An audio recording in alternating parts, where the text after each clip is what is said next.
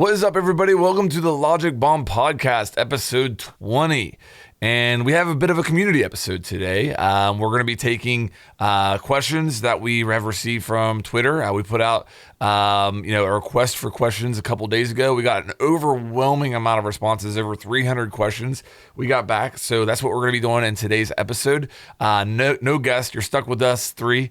So hopefully you can still enjoy that, though. It should be pretty fun. We wanted to kind of do something to give back to the community since this is our 20th episode. The response for the podcast so far has been way more than we imagined. We're so grateful for everybody who tunes in every week, whether it's on YouTube or on any of the podcast platforms.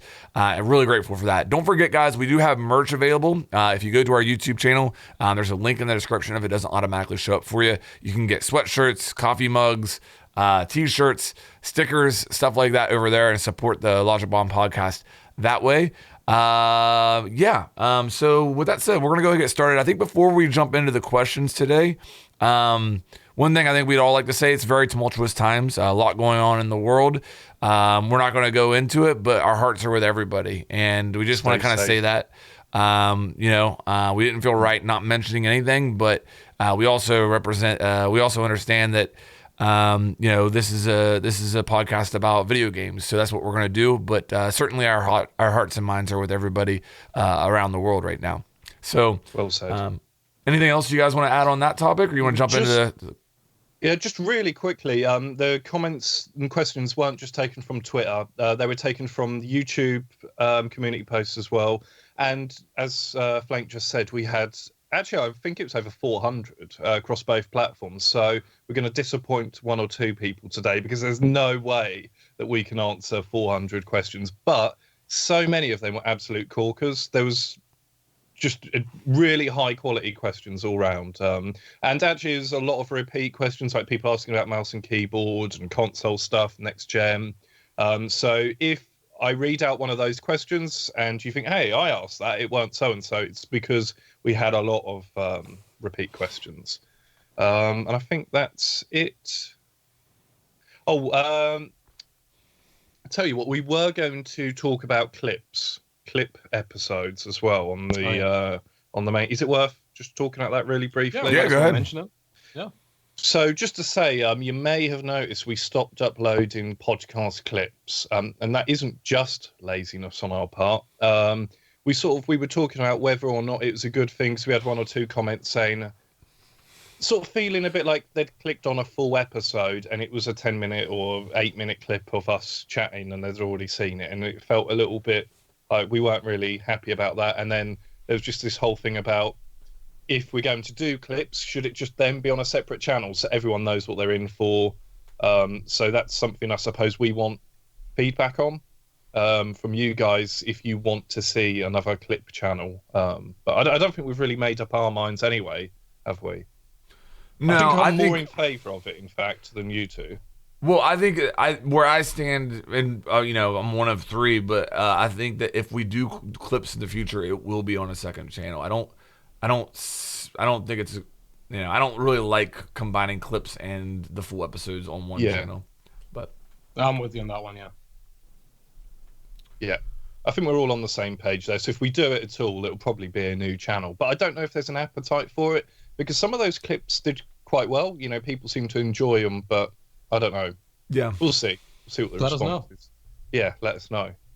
And I think that's it. Just a reminder, we're on Spotify, Android apps, iTunes, all of those things. So if you want a podcast to listen to there, you don't have to come over here and watch us. Cool. So shall I launch into these questions? Because I've go for it, man. So I've gone through. Yeah, I've taken a load off Twitter and a load off YouTube. So I've got a short list here. And what we'll do, because there's no way we're going to get through every question, so we'll keep some back for future as well. Hopefully get around to them. Okay, right. So just this first one, and they're not all about Pro League or anything like that, so don't worry. But this first one is off Twitter from Yilmeister. I'd like to hear your thoughts on a client only for pros, and come in with that two entirely different balancing paths. Thank you. So what do you think about that? Because you then have a sort of divergence then where you have a Rainbow Six which is being played by pros and we're spectating it, and then we have another game that we're being playing.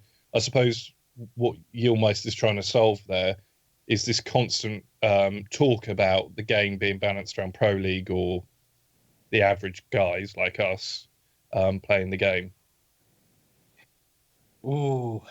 Well, so if you were to make the second client, so at LAN they do have like LAN builds, right? Where hopefully the intent is that there's less bugs on them. They've been tested a little bit more. Sometimes that works, sometimes it doesn't. I think my fear is that if you get a LAN or a specific build just for pros, I don't know who's going to be the ones balancing that. Because from my point of view, and I know you can't say this in Siege because then you're the worst. I don't think pro players should decide the rules of the game that they play. I think they should show who's the best at the rules they're given. I think that's a very, very important thing when you compete. Just like football players shouldn't choose the length of the field, that should be up to a third party to do that. There was something called Pro Mod in Call of Duty that was balanced around competition, and that was everything from the people making the mod to community feedback and so to do it. So I'm not against the idea. I just think it's very difficult to figure out who decides the balance, because it can't be the top team and it can't be the bottom team, and they're never going to agree. I love the idea of a pro build of the game. I think that is the future. I do not like the idea of two different balancing paths. One of the things coming from Call of Duty that I always struggled with, one of the things coming from Call of Duty that I think has held back Call of Duty esports, even though Call of Duty is one of the most popular games in the world year in, year out, the esports side of it has never reflected that, because the pros play a completely different game than the average player. It's not even recognizable. The amount of stuff that the casual player has available to them compared to the pros, it's a completely different game with completely different rules. And you're always going to have that to a certain degree, I guess. But I don't want it. I don't want to see it like, it's already bad enough where people tune in the Pro League for the first time. They're like, why are they playing so many rounds? Remember before they went to alternating and ranked, they're like, why aren't they switching after attack and defense? People would legit ask that. So six pick. Yeah, exactly. So yeah, I don't think that they should go. I think that the game that the pros play in ranked should always be really, really close, with very minor differences. And I do think that having a pro build would alleviate a lot of the frustration, because like Challenger League, they buffed Ying right in the middle of Challenger League. So now Challenger League is in the middle of quals, and one game Ying is down here, and the next game she's got a 90% pick rate. And that's frustrating. With a pro build, you can keep playing that same patch until that's over. It would alleviate a lot of that. So I think that's the future, but it should be used for that reason, not for separate balancing. I think we're on the same page, because with that, I totally agree with you. And I think what I would probably add to that is, as someone quite casual, I look to the pros for tips, really, and just to see how they do things. And we've spoken about this a number of times before. So if it starts diverging too much, where operators really are quite different across builds, I'm not going to be able to necessarily pick up viable tips from them, because they're playing a completely different version of the game. If Hibana only shoots 2 pellets on their build or something, do you know what I mean? Like, I'm not necessarily going to be able to refer that over to the game I play. Do you want to add anything, Alex, or shall we move on? No, I think that I agree. Okay. The next one is Pro League related too, and then we move away from Pro League for a bit. But this one's from Doki Navi. He says, regarding the new EUL and Facet's involvement, are there any immediate changes, additions you'd like to see added for the new seasons ahead? And can be anything at all you'd like to see. And for me, he'd like to see a best of 3 format or a best of 1 with overtime, so one team is guaranteed 3 points. I don't mind the draws from the esports side, but from the viewer side, it's a little boring if a draw happens, especially a couple in a row. There's been nights where 2 matches, 3 matches go to draws, and it's like I spent 2.5 hours here and nothing was accomplished. Like, fully egotistical, the only reason I want draws gone is so I can see who won that night. Because like the point system should still dictate who the better player is. If you continuously draw over and over and over again, you're probably not going to be the team that ends up winning the whole thing, right? So I don't see it as like this big integrity problem at all. It's just I really don't like watching draws. I also find it a little weird that we have different best odds in different regions. I understand why, and it might be difficult to get there, but it would be nice if it was consistent over the entirety of Siege Esport. So we have a standard of, let's say, everything would always be best of 3, finals would always be best of 5, something like that. And it just stuck with that, and it didn't change. And we stuck with the round count as well, so we don't start adding more or removing. It's difficult for people that only watch every now and then to keep up or to understand, just like you mentioned with balance. Like, you want to be able to sit down and know what it is you're about to watch and not get surprised, oh, they're only playing one map, or, oh, rounds changed, right? I think I'm on the same page again. You know, the one thing I would say is, like, directly regarding his question, best of 3s would be first choice for me. That's like the perfect world. Everybody plays best of 3s. But yeah, if you're going to have a best of 1, give them an overtime. Because another thing with that's kind of boring as a viewer is, like, if one team jumps out to like a 6-2 lead, then now you're like, okay, the most that can happen now is a draw. Once that other team hits 6, it's like, okay, this match is like the most that can happen now is a draw. It's very anticlimactic, and you know that's another aspect of it that I think is kind of boring for the viewer. Along with his question, but a little bit of a different topic, and I don't think it has to do necessarily with Face It as much as it just has to do with Ubi.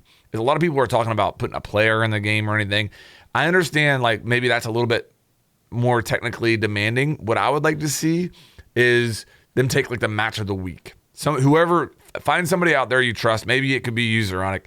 You pick the match of the week, and inside the game, when you open it up in that menu, there's one of those menus is watch the match of the week. And if you click on it, it would have a player that would pop up and play the match of the week, the VOD of it. You know what I mean? So I think that would be really cool to expose more players. Top plays. If because people might not have the attention span to watch an hour or whatever. If it's a best of 3, you could just have.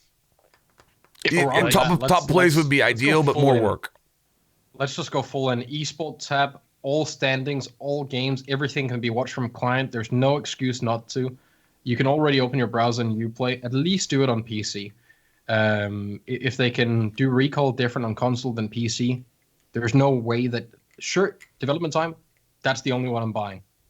Otherwise, you can put in a tab where all standings are. You can click on the teams. You can buy the skins for the teams. You can see all the players. You throw highlights in on the splash screen every time there's actual important matches being played. They'll show up on the main menu in the background on the splash. I'm on board with that. You know what? I think it'd bring a lot more attention. You know what Overwatch had or has that I never used, but I understand this is how it worked, is that basically there was a subscription service you could sign up for where you could go watch Overwatch VODs from players' perspectives. So imagine that. Imagine being able to go into a pro match that was played last night and be able to watch the whole thing from Rampy's perspective. Where, you know what I mean? Like, how amazing would that be? I'm terrified of that idea from like the competitive level. Right. Well, so I'm 100% with you, and I think it should be a thing. And the like the devil's advocate would be, well, they can steal all of our strats. Yes, and I want them to. Yeah, it's a live game. It's not a scrim. So yeah, exactly. I think it's fair. And you want people to be able to see from every perspective because it'll make everyone better. Right. Maybe you got away with hiding something in one game, and you want to be able to use it in another. No one noticed that Valt cam or whatever it was. Well, it would be kind of cool. Yeah. Would you definitely be on board then if it stayed best of 1, getting rid of draws? That's a thing. I would say so. Do you think that there's a tactical element in keeping it, though? That there could be a team that knows they're kind of outmatched, but they can play for a draw? Is there something in that? Do teams do that you're aware of? Is there a team out there that you feel they play for draw? there is no one that ever plays for a draw. Like you're not going to go in it and you might think that you're going to lose and then end up on a draw, but something like Villa where a 4-2 split is normal, right? That is extremely boring to watch because you get the 4-2 and you are almost certain that it's going to be a draw again. Like the chances of it happening is so deep, they're so good, right? I don't know. Like give it overtime, but then I guess the argument is that overtime is decided by one round.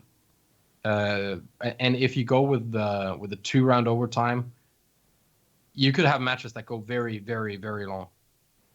That's a production issue, and it's fair to ask that, but to put it in the perspective of people that have worked there, it's nice to know if you're done at 8 o'clock or at 1 o'clock. Yeah. Yeah, I get things can get really drawn out. Like, wasn't there a CCS or CSS game that was like 20 or 40 rounds or some insane stuff? I think so. I mean, G2 Empire Coastline, amazing match. Unlimited overtime. Yeah. 21 something, right? Yeah. On like, whoop. You don't want that on your best of ones every day. And it's not going to happen that often, but once it does, you might not even be able to finish watching the match. So I don't know. It's difficult. You wake up in the morning and it's still going. Yeah. The players are just like hung over their desk. I mean, the end goal Snorting is you G get fuel. to a point where you know that the better team. That's really the important thing, right? Like, that if you're the better team, you had chance to prove that. But I don't know. Like a draw shows the same, right? You weren't good enough to win. I think you would have to do a best of 3 overtime. That would be my suggestion. If you're going to play best of ones, give them a best of 3 overtime. That way, at least both teams get a chance to defend or attack, whatever, you know. They both put their best fragger forward for a 1v1. Penalty kicks. They need to play chess for the last round. Yeah. All right. Let's move on. Let's keep it flowing. We've got one here from Brandon. He says, what do you guys think about crossplay, consoles only, and core progression? Do you guys think that UB hasn't pushed Microsoft and Sony enough for this? And then tax on, and for mouse and keyboard bans. So crossplay, correct me if I'm wrong, on Warzone is such that you can use mouse and keyboard on console, but it puts you in different lobbies, does it? Or is that... It changes your matchmaking. So with Warzone, you can select as a console player that you do not want to have crossplay, and I'm pretty sure this is how it works. You select. Hey, I don't want to play crossplay. Therefore, me as a PS4 player, I'm only going to be playing against PS4 players. But once I plug in that mouse and keyboard to my PS4, that goes out the window. I no longer have that luxury. Unless you use a sim. Yes, exactly. Which is what people use for Siege. Right. So, it won't fix the mouse and keyboard issue to have the crossplay. It will do nothing to it. There would be there's a huge piece of the console community out there that honestly thinks they're doing nothing wrong. They think that they are doing nothing wrong by plugging in their Zim. If they made mouse and keyboard supported natively in Siege, but you had to play against other people using mouse and keyboard, if you're still using a Zim, there is no doubt you are cheating. You are cheating, and you are doing it on purpose. You can no longer use the excuse, I just prefer to play with mouse and keyboard. I just want to play with mouse and keyboard. No, you want to play against mouse and keyboard against controller users. That's what you want, okay? And that would give me a little bit of satisfaction there. It wouldn't help the problem, but if I'm playing on controller and I'm playing against somebody mouse and keyboard, I can then go, you're actually a piece of shit. You're not just wanting to play with the input of your choice. You just want to cheat. And that would be a little bit better than what it is currently. To some extent, the mouse and keyboard thing on console is the hacking thing on PC, because it also has that element of doubt, right? So they're not 100% always sure it's mouse and keyboard, but a lot of the time, obviously, if you look at the kill cam, it's pretty obvious if they're spinning around and flicking around like they've got, but you're not always sure. And it's like that thing on PC. Is he a good hacker, or is he just a really good player? It's like, you know what I mean? Cheaters on PC. Yeah. But nobody's ever been banned for using mouse and keyboard on console, so therefore players don't hide it. Like they use it just to rub it in people's faces. They'll put some people's usernames is mouse and keyboard. Why aren't they banned though? Because Ubi detects and changes it, don't they? So they have to update the firmware. So right, yeah. There's no way of proving it. There's no way of actually knowing 100% for sure that they're using mouse and keyboard. Well, so there's a few things. There's definitely an algorithm you can make to figure out if you're using mouse and keyboard. Because even though it simulates your controller input, there are things that you won't be able to do on a controller movement-wise that you can do with a mouse. So maybe the sim can like correct for that and make it so it still looks like controller input. That might be. Yeah, it is. But the biggest issue is that Sony and Microsoft aren't willing to make it so you can only use official peripherals. Exactly. As long as they have an open way of doing this, it will always be a problem. I understand they want to have aftermarket parts, and it makes sense, but the real selling point of a console has been for so long that it's a closed system where you can't do anything to it. The current gen console, you can't cheat on it. They're jailbroken. You can't bypass things, and sure, you can DDoS, all of that. That's a network issue, not a console issue. But as long as you have these like adapters that can change and pretend like they're controller, there's nothing from a game developer standpoint to do it. And when people say, well, there's other games that have allowed mouse and keyboard as native, or the shit excuse of, well, PlayStation has an official keyboard and mouse, sure, but that doesn't work in Siege. You still need an adapter, and that adapter is not made by Sony and Microsoft. I'll promise you that, right? Yeah. So people know they're cheating when they do it. They have no excuse. If you're using mouse and keyboard on console, you're a bit of a dick. Like that's how it is. I wish Ubi could go in and just yoink everyone that did it. Give them a 1 week warning. From next week, everyone using mouse and keyboard is just going to get destroyed on console. But I legitimately don't think they can. When we had Craig on, he mentioned that there is close to nothing they can do against it because Microsoft and Sony is really responsible for dealing with their input devices. Yeah. I want to address a little bit of the other. Well, go ahead, Pete, if you were going to talk about the mouse and keyboard part, because I do want to talk a little bit about the cross play and cross progression. Those are two important parts of the question. That's what I was going to talk about. Because go ahead. I've always been in favor of it, but I think I come to realize if you don't give people an opt-out, it actually really sucks for everyone, because on Warzone, it creates a lot of disharmony between, because if you just search enough on the internet, you'll see PC players moaning about console players, and you'll see console players moaning they have to play against PC players at 144 frames, a wider FOV, So I'd be in favor so long as they didn't pair console and PC, so PlayStation can play against Xbox. As far as I can tell, that seems to be fair. And you can opt out. Then I suppose I don't see a problem with it. With regards to plugging in a mouse and keyboard, this is kind of going to come on to the next question, but I'm okay with that for next gen consoles when they come along, but party them up with PC players. Yep. There we go. Just auto. The second you've got one plugged in, that's it. You can't party up with console players unless they've opted in. That's what they do in Warzone, to my knowledge. You don't get focused on, like, it's not console v console or PC v. It looks at your input choice and tries to put you in a lobby with that input. Yeah, but PC can't opt out though, Alex. Like PC, yes. Or at least they can in normal multiplayer. Yeah, they can, but not the battle royale version. They can't opt out. It actually comes up on screen. But you need to change your options. You wouldn't need to. On PC players would never want to opt out because there's no auto aim in Siege, whereas there is auto aim in Warzone, which creates a possible advantage. I would want to opt out because I wouldn't want them on my team. Oh yeah, that's a good point. And nothing against console. Rip console players. PlayStation and Xbox should of course be able to play against each other. Right. I don't see any argument for anything else there. I think PC players should be allowed, if we imagine a world with full crossplay, PC players should be allowed to invite console players onto their group, because then they are the ones taking a hit for the controller use. Yeah.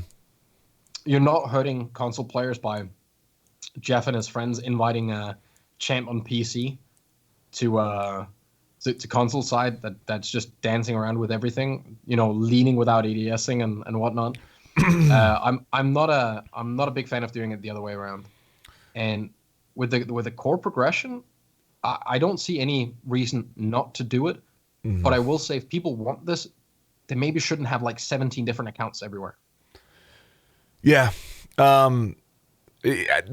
a deal breaker for next gen consoles. If on the next gen consoles you can't transfer your account and all of your cosmetics and unlocks to that account, that is a deal breaker. That has to happen, Ubisoft. And once that happens, then now people are going to ask, well, why can't I transfer it from PS4 to PC? Why can't I transfer it? So the next gen consoles is going to be a watershed moment for core progression. Transfer. Do you think maybe the game share had something to do with it? Maybe. All the game share abuse with people like basically stealing by sharing the skins that they have bought with other people. Maybe, but didn't they recently fix that? It was like within the last 6 months. Didn't they roll out a patch that like affected that? Yep. And then people thought that they lost everything, but really they just lost what they hadn't paid for. But people got very vocal about, all my skins are gone, and they got called out for, well, like, I mean, you got your skins from your friend. Yeah. He bought them. That's an awkward time to be upset. A lot of people are quite concerned about the so people that play on console and then invest to get a PC or build a PC and then transferring over their account, because by now a lot of people have spent a small fortune on cosmetics. Yeah, and it would, let's face it would be lovely if Ubi would do something to transfer those cosmetics over to their new account on PC, and then obviously going forward, that is a question with the next gen consoles, because this is a game again that people have been playing for years. Which leads us on to the next question from Final Cut Gaming. Wait, hold up. I have one for that one. I get the frustration in not having the progression go over. I really do. But if you go out and buy a new car, you're not guaranteed that the other seats are going to fit. I get that it should probably be simple, but it's not the end of the world if your skins go over there. It's not the end of the world, but that's not a fair comparison, because I think you're buying the same car. You're buying the same model. It's just but okay, if you bought the same model of car and everything was the same, but it was just a few, and you just want to put the seat cover over, you'd be like pretty shocked if you couldn't do that. I don't know. I think it's a little extreme coming from a place where you could have like 17 different accounts and you could basically just choose the one where you got the best legendaries on that you wanted to play, and you can transfer that one over to PC. If it did, you would have to lose them on the other one then. Because what about selling accounts now and like duplicating items? There's a big problem in this thing that people are forgetting. Here's the thing, that you're not... The way that it's probably most realistic to happen is that you will now be able to take your account that's on PS4 and play on that account on PC. That doesn't solve my problem, because I have an account on PS4. I also have an account on PC. I don't want to lose what I have on PC. I just want to gain what I have from PS4. That will never happen. That's exactly tough luck. I'm sorry to say that's just tough luck. Right. But when you play on console, you still have a Ubisoft account, so you should be able to take that account over. Now, I take into account what Alex is saying about, you're going to get like people selling accounts, right? And we don't want that. We don't want a hacking epidemic where people are like stealing accounts and selling them on for all their cosmetics. But I think if Jeff, that was the example you used earlier, if little Jeff, it's always Jeff.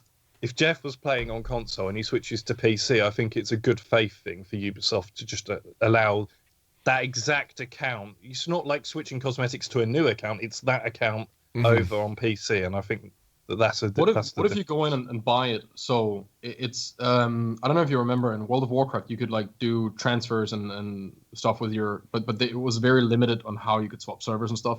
What if you could go in and like buy your PS4 account into PC? What, with real money? I mean, you need to buy the game again. Yeah, I mean, right? yeah. So you just buy the game again, and it's linked to that account. So it will move the PS4 account, but you will not have access to any of the other accounts that was linked to that PS4 login. they will all go. Because if your brother, 3 other players are all playing on this account and all have skins, they've all unlocked stuff, and you want to move yours over there, now I can see people sitting there with 4 accounts, transferring 1 and keeping the other 3, selling that one with all the skins. Like, accounts going for big money, right? Yeah. I don't think we need like a black market of accounts with skins and high levels. Now cheaters can buy accounts from console all of a sudden. Yeah. Maybe the That are simple way already is leveled up.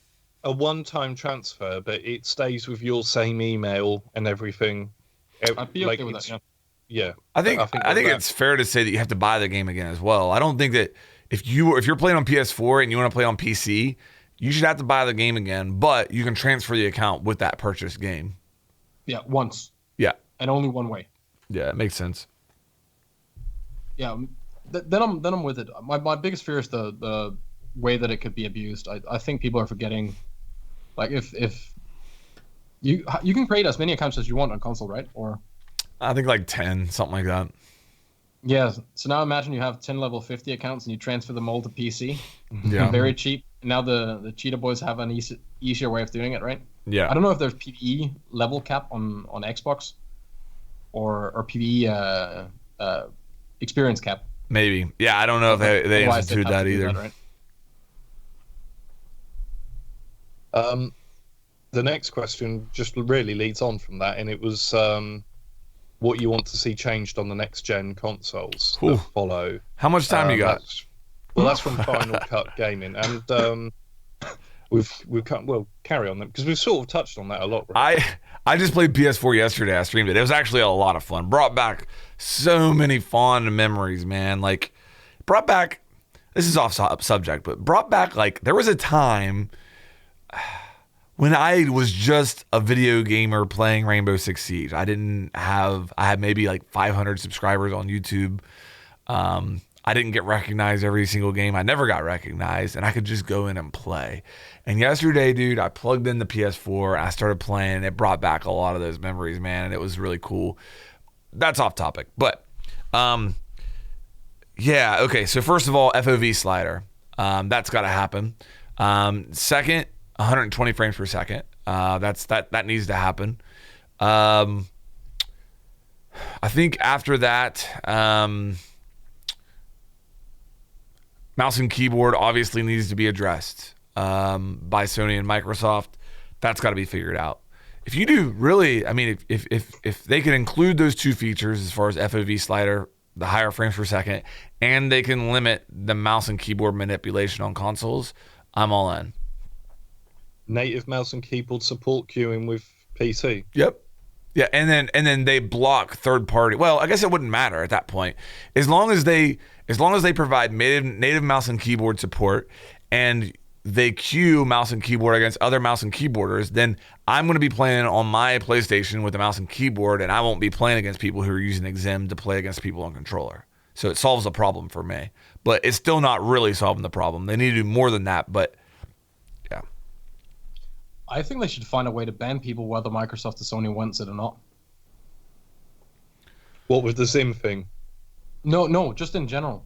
I don't know how it works. I have no idea, but I think as far as I understand, like if people are being toxic in game on console, it's mainly like the easy way of getting rid of them is through the Sony and Microsoft support, right? Like you have to report them through that. As far as I know, I might be completely off. But I think they should have full rights to just like remove people no matter what. If there are people DDoSing, then just tag the Xbox, so just the Xbox or PS5, so it just doesn't work anymore for the game. That's not in the terms of service then that they could. I'm sure that they've got every power within that to do whatever they want. I am pretty sure because it says for any other reason. Yeah. It like all terms of services are always a list of reasons, and then it says and everything else, just so you're sure, right? Yeah. But I mean, it might be a deal between the like Microsoft and Sony and Ubi that someone has to do something, or this is a responsible of this company and this is a responsible of this company. Like we'll never really know what the deals are there, right? Because I know that like the console companies take a lot of money for every game sale in every game, right? It's like an insanely high amount they take.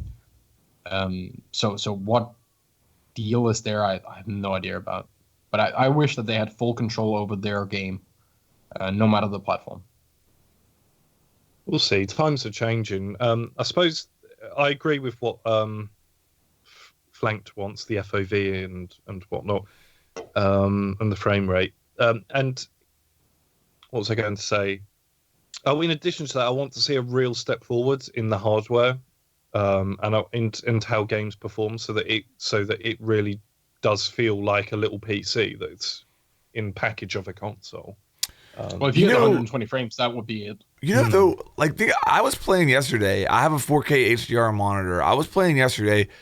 I have a PS4 Pro. I was playing 4K 60 frames per second Siege yesterday. That's not anything to sneeze at. I know it's not 120, 140, 200 frames per second, but that's not anything to sneeze at. I think the next gen will be. What's that? At 4K, it's not. No, that's good. But is it real 4K? No, I'm not. pretty sure it's not. mosaic scaling, right? Yes, but still, it looks good. It looks really good, and I think the next generation will be a huge step forward. I'll tell you what, the jump from 30 FPS on games like Destiny, Destiny, and I think on console, Battlefield 3 on PlayStation 3 was 30 FPS. Yeah, and the jump, I mean, it really makes all the difference. Yeah. So I mean, you can see it with GTA, because all GTA games were 30 FPS for the longest time. I think they might actually still be on old consoles. I'm not sure. Maybe the pros can go to 60. But if you play that on PC now, it's a world of difference. So next up, we have a question about Quick Match. Should Quick Match just have every map in the pool? This is from Nathan. He says, I don't overly like some maps, but if every map is in the pool, then whenever I do play Quick Match, there is a high chance of getting it. I just find it odd that Tower isn't in there. So I kind of agree to a certain extent with Nathan that I think, and this is, I shouldn't really get to say because I don't play Quick Match, which if you don't play Quick Match, it's what used to be called casual. So casual, basically. I'm kind of in favour, though, with what he's saying, that every map should be in there. But I suspect they have done that to help newer players by, how they released that playlist, the newcomer playlist, which just had a few maps on. So I'm guessing that that's why they did that. But otherwise, I'd be in favour of that. I can't think of a reason not to do that. When you go into your settings and you can take the maps off? Yeah.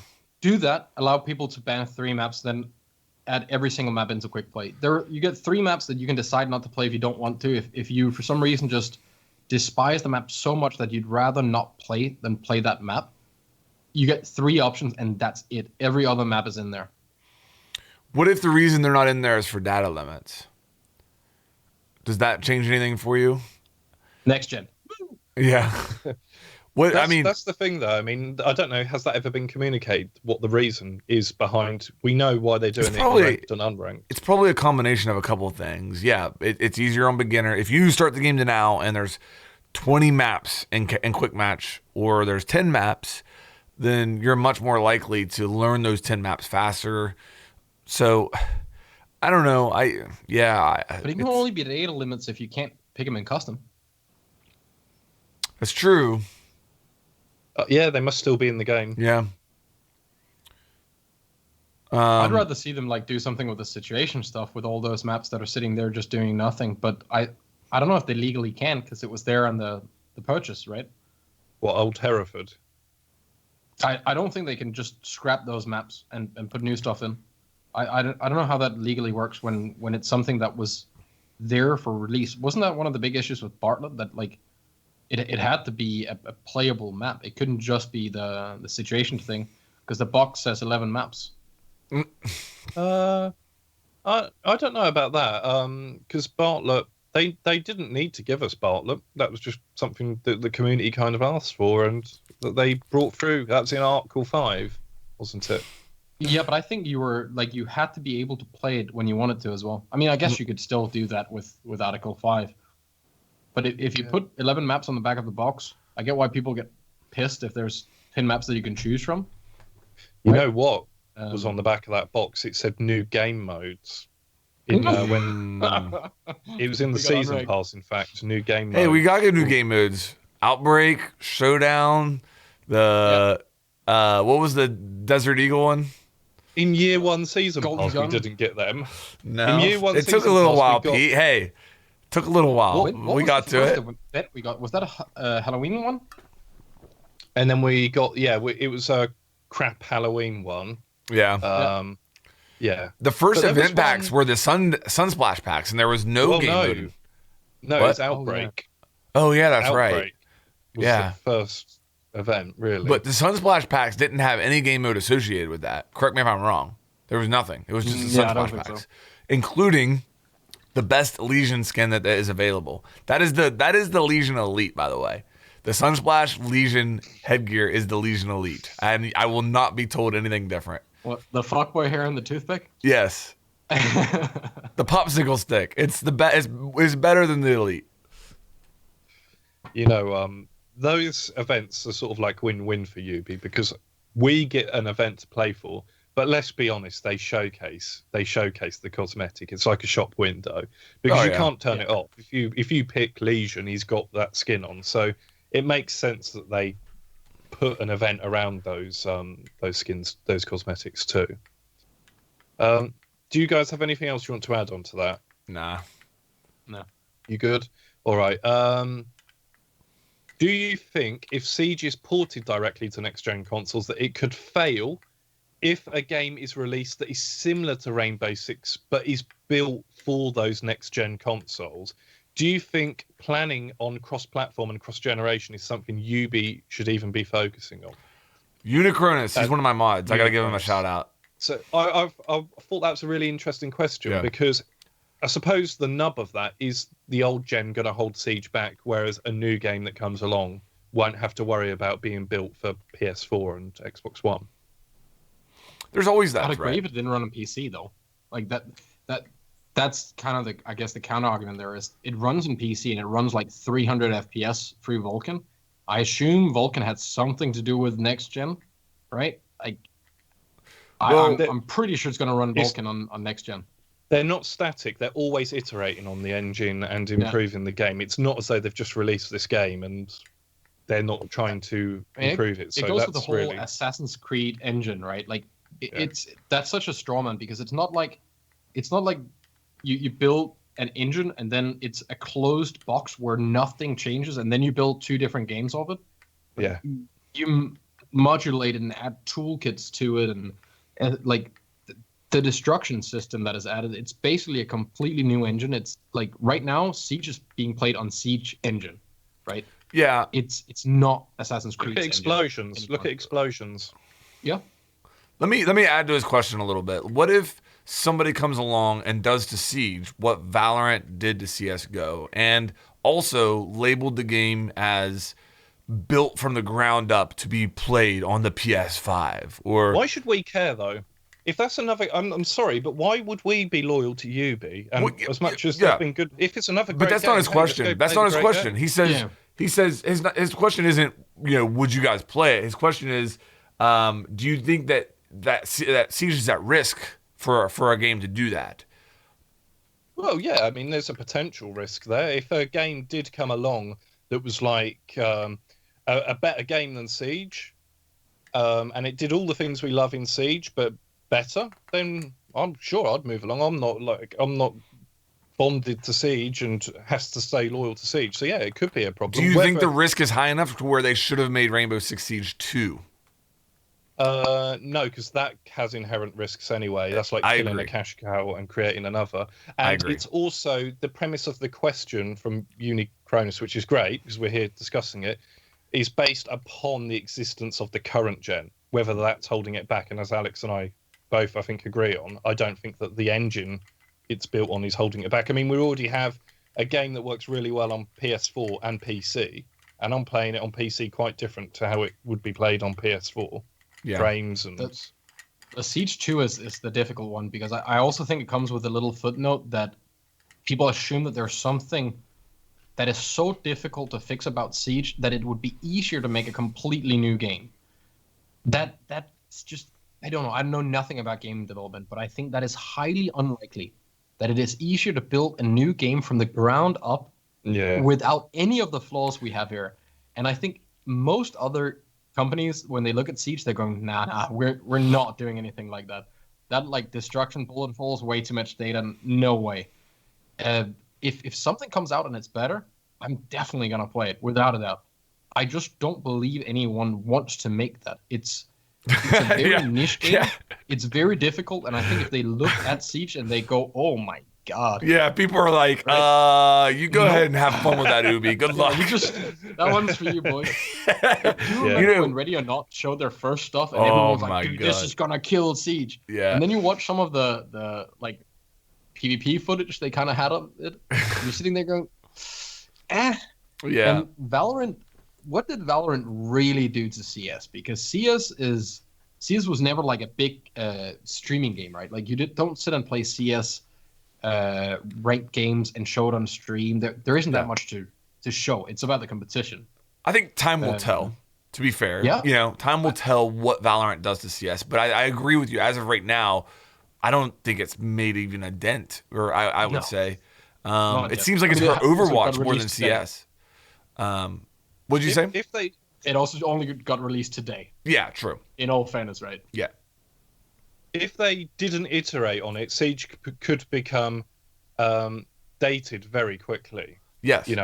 But they are, if you play an FPS game from 2011, like Battlefield 3, it does feel a little bit dated, even though I absolutely love that game. And so going forward, there is that risk. And something could just come and blow it out of the water. For example, Siege, we think of the destruction as being this excellent and innovative thing. But imagine if a game came out, FPS game, really high end, and instead of having half hard and soft breach materials, it had like five different levels of breach, and you had all these different operators that could breach. One could go through hard walls, concrete walls, wooden walls, wood chip walls. I don't know. So a game could come along and blow it out of the water, but then we move on and play that game. I think it's such a struggle with making something that will take over because they're going to run into the same balancing issues that we're so frustrated about. Well, they're not going to build it on the Assassin's Creed engine, you see. So, this is actually is going to take me down like a little side road here, but I think this is kind of relevant. I want to say it. So I was playing with somebody not too long ago. I don't remember who it was. I honestly don't. But they were complaining about the game, and they were saying, "Man, I wish that EA would have made Rainbow Six Siege. Then all this stuff would be fixed." And I your reaction, Pete. I just started laughing. I was like, "Well, first of all, okay, so let's exercise that. First of all, if EA made Rainbow Six Siege, you wouldn't be playing Rainbow Six Siege. You'd be playing what, Rainbow Six Siege 3 by now." Right? If you went by the Battlefield release schedule, we'd be on Rainbow Six Siege 3 right now. So that's the first thing to know. If EA, yes. Second, loot packs would have been paid for and a much bigger part of the game from the get-go. Okay, I think that's fair to say. That's not a stretch. That's not an assumption. That is fact. Okay.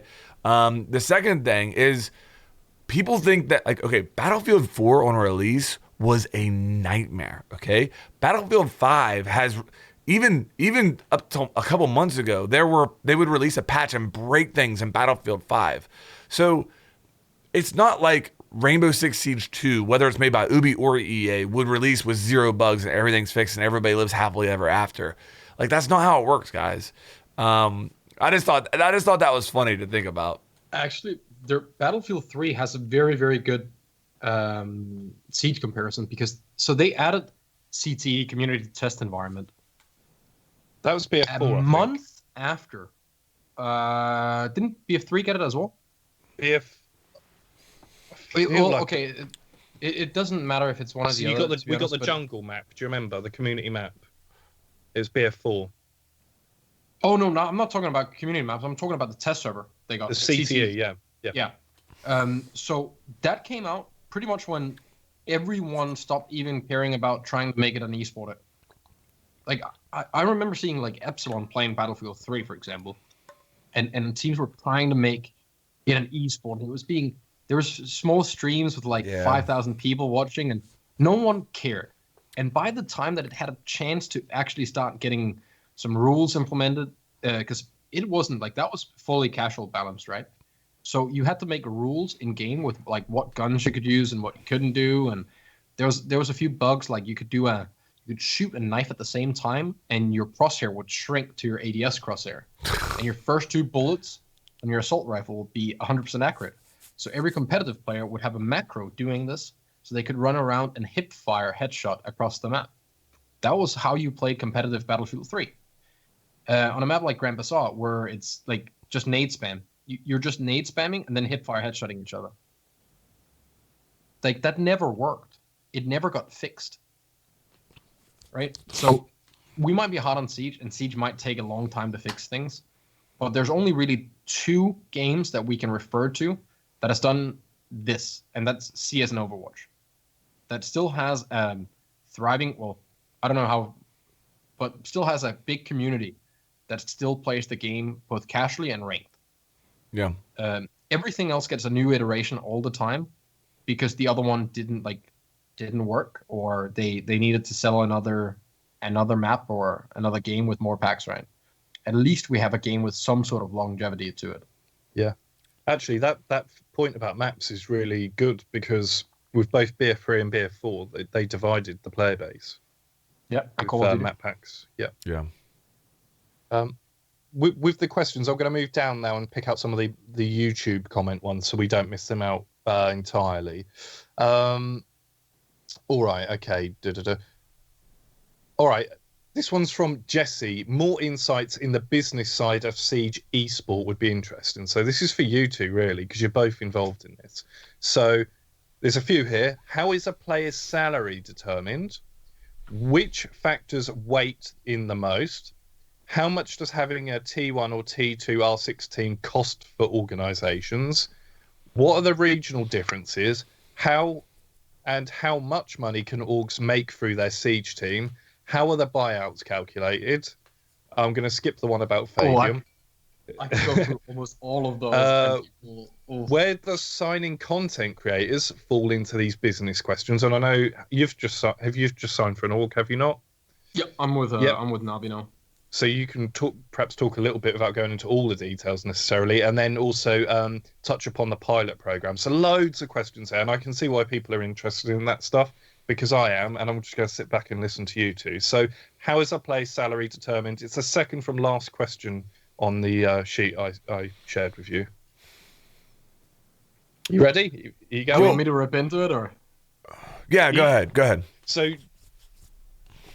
I'm gonna do it in a way where I don't step on anyone's feet and I don't explain more than what should be talked about, because at the end of the day, it is a business, and it doesn't really concern anyone how much money people make but let's put it this way.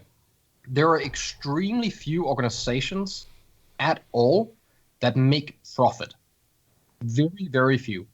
There is very, very few game developers that make profit off their esport as well. The best way to look at it is that this is branding and PR. It is advertisement. The same with the player. The player's real value doesn't lay in how good they are. It lays in how advertisable they are. How many followers, how many viewers, what's the buying power of the fan base of an organization? How much merch can you sell? How many people watch your matches versus other people's matches? Because at the end of the day, if there's no one watching or no one buying your merch, no one's going to pay your salary. So that has a very, very big impact. Players in I can say we were the first team in Europe when we signed up all the way back in year one to get a salary. We got offered $500 back then, and we were like, oh, wow, that was insane. Like, imagine getting $500. Today, let's just say it's enough to make a living, right? Without a doubt. It's very, very different from what team, also where you're from. If you're from a place where the average salary is smaller or lower, you might get less, because it cost less to buy that set of players or that team. Depends on if you have team houses, what's the living conditions there, like how much do you need to cover. Different organizations have different contracts with how much they're going to cover, and how you get hired, whether you're an employee or a contractor or an athlete, or it's very, very difficult to say what different players are getting paid. But the main value of a player is their following. They're a big billboard or an ascot that you can put stickers on. I think that's the best way to say it. To your knowledge, are there any players that are paid more or less than their teammates? Definitely. Okay. So you could have a team with different salaries within. Yes, 100%. Wow. And that.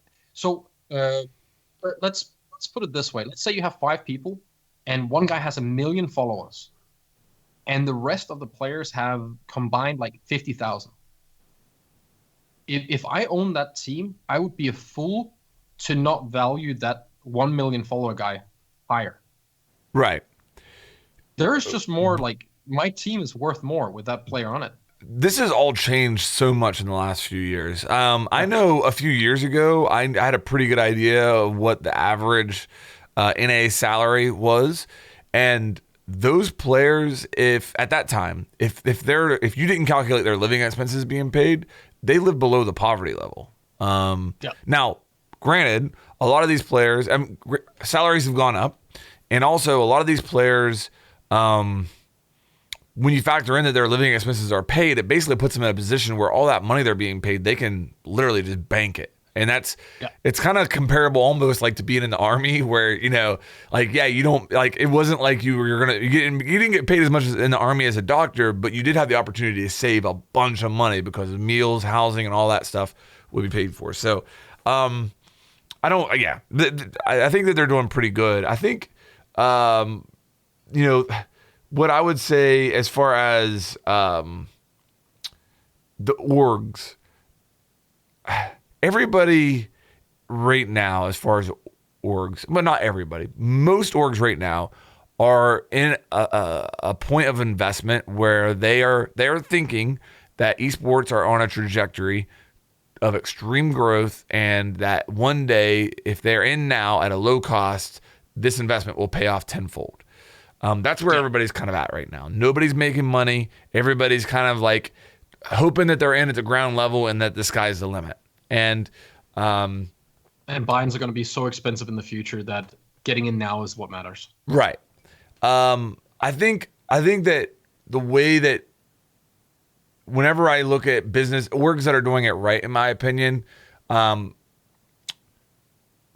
TSM, or I'm not, let me start with 100 Thieves. 100 Thieves, in my opinion, is a clothing and content brand that is masquerading as an esports org. Like, their teams, name me one player that plays for 100 Thieves, okay? But you can name a lot of their content creators, and you probably own a piece of their clothing. I do. I can't name a single 100 Thieves player, but I own I own a couple pieces of their clothing. They're making money. They are profitable. And that's one way to do it. I look at an org within Rainbow Six Siege. I'm affiliated with Dark Zero, anybody who's not familiar. So obviously I love Dark Zero, and I think that they are a model for orgs within the scene. But besides Dark Zero, an org that I really respect is TSM. TSM is a tier 1 org that got involved with Siege and committed.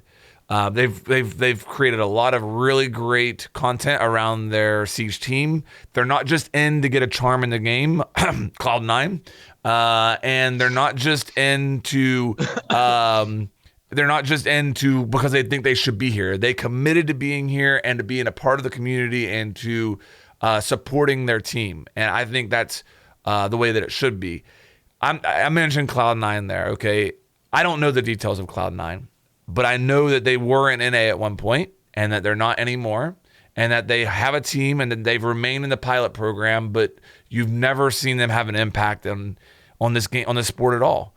And personally, I think that's a shame because they're a tier 1 org. I love Cloud9. I want to root for Cloud9, but they are in a position where they're not having an impact in this scene other than as being a part of the pilot program. And, I think I wish that wasn't the case. Just to bring the question round, Jesse was asking about why content creators getting involved with orgs, and I think that's relevant to both of you too.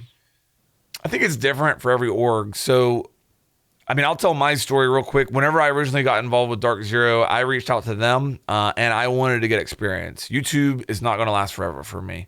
Eventually, I am not going to be, my channel will die eventually. It's the nature of this platform. It's 100% momentum based. Once that momentum runs out, you're dead on YouTube. So I've been thinking ahead for a while now and thinking, okay, what's the next step for me? And I had established a relationship with Zach from Dark Zero through a couple things that I had done. And I reached out and asked if I could help with their social media. So I did. And at that time, it was just literally me and Zach that would make Twitter posts and stuff. And since then, there's a whole team associated with it now. And I still work to create content for social media, but I'm not nearly as, it's not just me anymore. And Zach, there's a whole team associated with that. I can't take any of the credit for that stuff.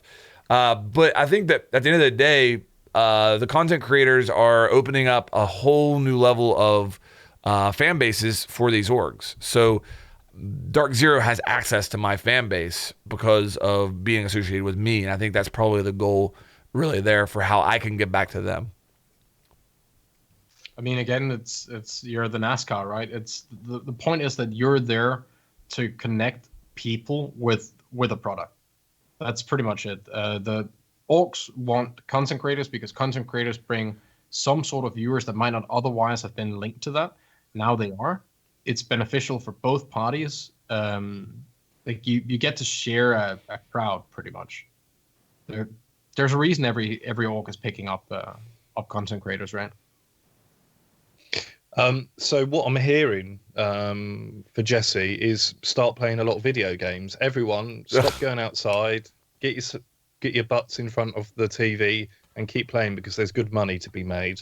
And let's add a tip to that one, because for people that are caring about going competitive and are actually really trying to get to a pro team, you should care about what you write on social media because people will check it before you get hired. You should care about the amount of people you have access to or the following, because that's going to matter with talking about how much you're going to get paid, what you can demand in your contract.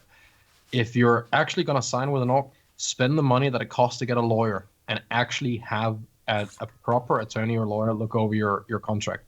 There's a lot of sketch in the esports scene at the lower levels or at the entries. There's a lot of basement organizations that will hire people with a blanket contract where you're signing over exclusivity, intellectual property, stuff like that. So don't be so extremely quick to just sign things and think that this is the best thing in the world. You might within a year go from being completely unknown to being one of the biggest or most known people in the scene, right? So that has value. And once you do make it there, don't stop trying to push that, because at some point you're not going to be a competitive player anymore. And if you have a big enough following or if people know you outside of it, you might be able to still make a living doing it. I think that's important for people not to forget that it's easy enough to get in a team and then play there, but you kind of got to have a plan after that. Good advice. Yep. Like Flanked, I suppose, how he's diversified what he was doing. All right. Okay, so good advice there from you guys. Cheers for that.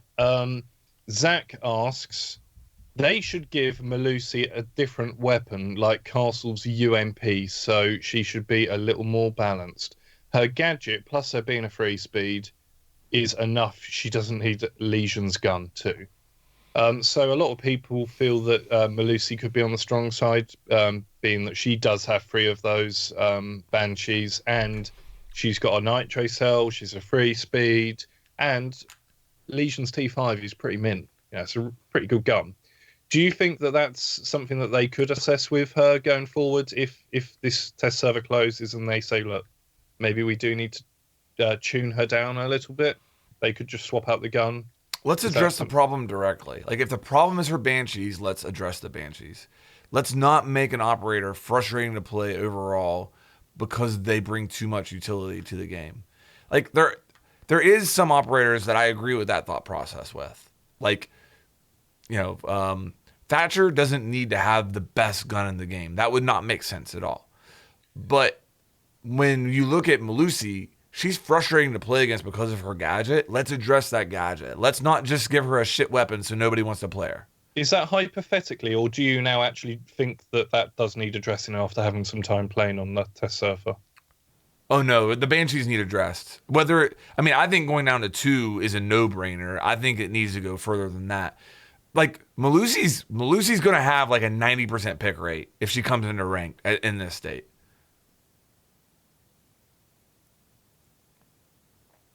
I haven't been playing a lot of the test server lately because I don't know about you guys, but I found it really impossible to find a game.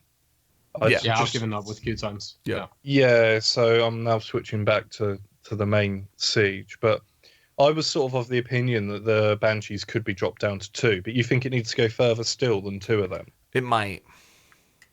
I mean, that's my personal opinion, man. I mean, I want to see people really struggle before things change. Yeah. Like that for me, that's super important because if you over nerf it's almost worse. Right. First off, main argument I'll always have with new operators is it's better they're too strong when they come out so more people play them. She's definitely going to get played a lot. I do think she's too strong. But I also think that we're extreme every time we look at a new operator. I've never heard anyone say this one is okay. Mm-hmm. It is either too strong or too weak. So we clearly aren't able to see what it should have. Right? Like maybe removing one is enough, but you can also look at it like if I don't care. It's like the lion issue where the scan only bothers me when I die and I got scanned. With Melusi, I'm only going to be angry at the Banshee when I'm getting affected by it.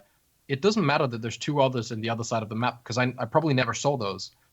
I think she's way too strong in terms of having it on site and then you can C4. There's certain places you can put them where you have no option once they trigger to run out.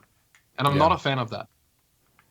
But hell, early on with Pulse, I had the same issue. If he was below and I didn't have a drone there or someone, there was no option for me to counter that because I wouldn't know that he was there. I had the same panic when Valkyrie came out, that she was going to be busted and oh no, now defenders have vision everywhere. Now you have options of bulletproof cameras, proximity sensors, Valk cams, echo drones, default cams, goo mines, so much intel, and we still managed to play the game. You're giving up something by bringing Melusi in. Don't get me wrong, I still think she's slightly too strong, but I want to see how it evolves. What operator spot does she take? Should someone else maybe get buffed so she's less interesting to have? Right? Instead of it always being the new operator has to be nerfed or the new operator has to be buffed. Maybe there was more in the game. There was a question about that, and I've just been looking for it. It literally touches upon why we always so quickly go towards the negative rather than the positive when new operators are released. Views. Yeah. Just the thing about Melusi though, say that the balance change was just to drop it down to 2. It seems to me that would be something that they could do. Say she was released into the wild as she is right now, but then the community reaction across all platforms. Remember, this is console as well that aren't playing on a test server. So let's say people say, look, this is actually a bit much. It seems to me that it could be something they could change quite quickly if it was just to turn one off. It's not something where they're having to rework the whole gadget. They're just changing a number, and they could release a patch and say, hey, we tried it. We're 2 or 3 weeks in. We're going to reduce it down. I'd like to see them make it to where it doesn't make any sound for defenders, because I think that's one of the things. I'd like to see him try this. Okay, I'm on the same page with you, Zeronic. Like, I do think that they should go down to 2, and I think that she should launch in the game with 2. But one of the things that I would be thinking about if I was the dev team is maybe trying to make it to where it only makes sound for the attacker, the defenders.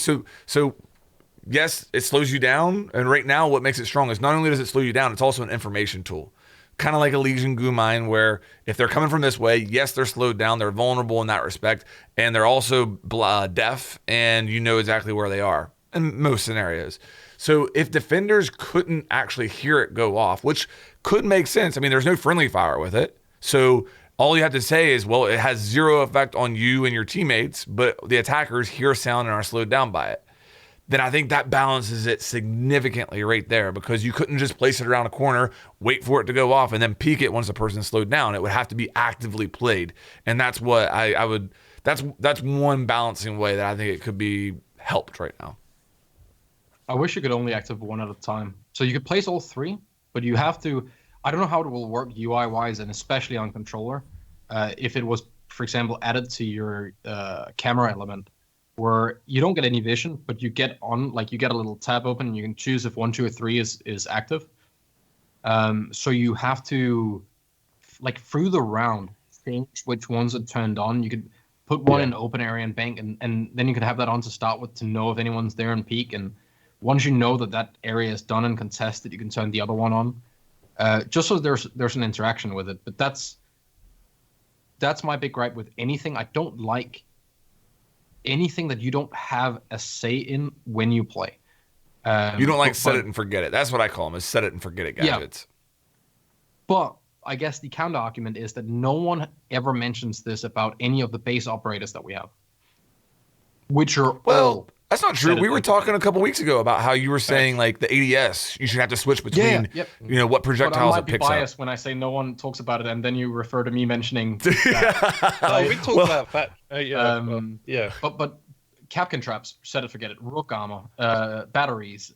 Sure, you can banner trick, you can ADS trick, but for 99% of the player base, almost everything on defense is something you place and then it's done. Even an Echo Drone, you can place it, leave it, and it will guarantee value, right? Yeah. I don't know. That's a whole core change. That gets very, very deep quickly, right? What if it had a cooldown time? Because although the Echo Drone, you can continue to see through it and use it for intel, the actual usage of it has a cooldown time. Same with a Maestro. Like, these just work all the bloody time, and that's quite frustrating if you don't have the utility to take it down and you can't push to get close to melee it, or it's out of sight. It's under something. It's been hidden away quite well. Wouldn't be against it, but imagine you're solo queuing and your Ash is getting triggered by the whoop whoop, and it goes on cooldown, and you don't know this. So now you come in and you push halfway through sight, and it all of a sudden turns on, and you had no warning, and now you're stuck. Gameplay elements like that are probably not very fun. You would yell at it. You'd be like, "Why didn't you get rid of it?" Yeah. At least now you know. The second you're in line with it, you know it's there, and it's going to stay there until you do something. Maybe something blows up, and it lines up with the timing of the cooldown, and you're thinking, "Oh, it's gone." So you go into plant, and it goes whoop whoop whoop whoop whoop, and now you can't leave, and now you die. If it was, at least if it had the trigger from the player, you would know that someone did this. You didn't just get cheated out of the situation. Automatic things, not a fan. I like, they did one thing with the proximity sensor that was really cool. You can tell when people leave the zone and when they enter. There's an exit sound. It goes beep beep when you exit. Like, there's a distinct sound when that happens.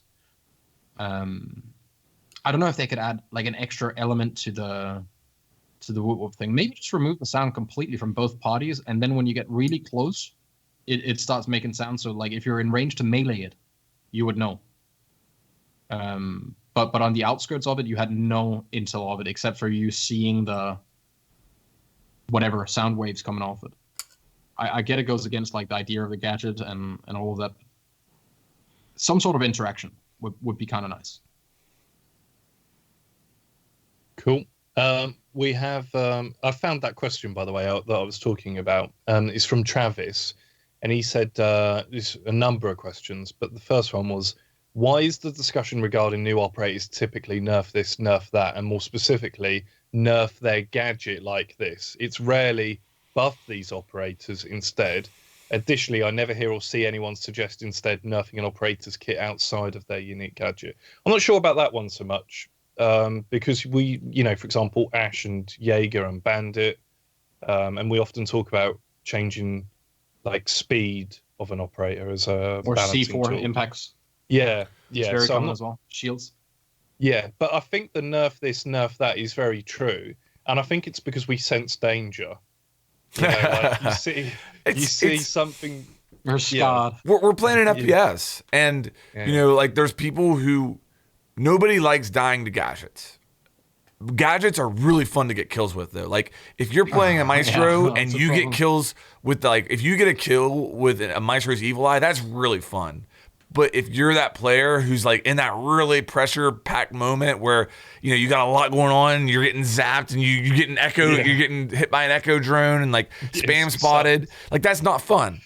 And then that's the moment where you're sitting there like, man, I'm playing an FPS. I want to get in a gunfight, But it's also part of what makes Siege so beautiful. So I think inherently the reason we go to nerf this gadget, when we see oppressive utility in the game, we inherently want to go to nerf that because we want to die in gunfights. We don't want to die to gadgets.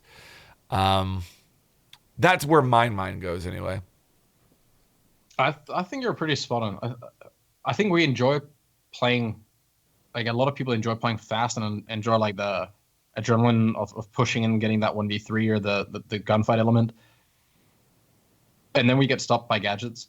But we also chose to play the game that has all these gadgets. Right. And even if you go back to year one, that was still one of the things, the destruction as well, right?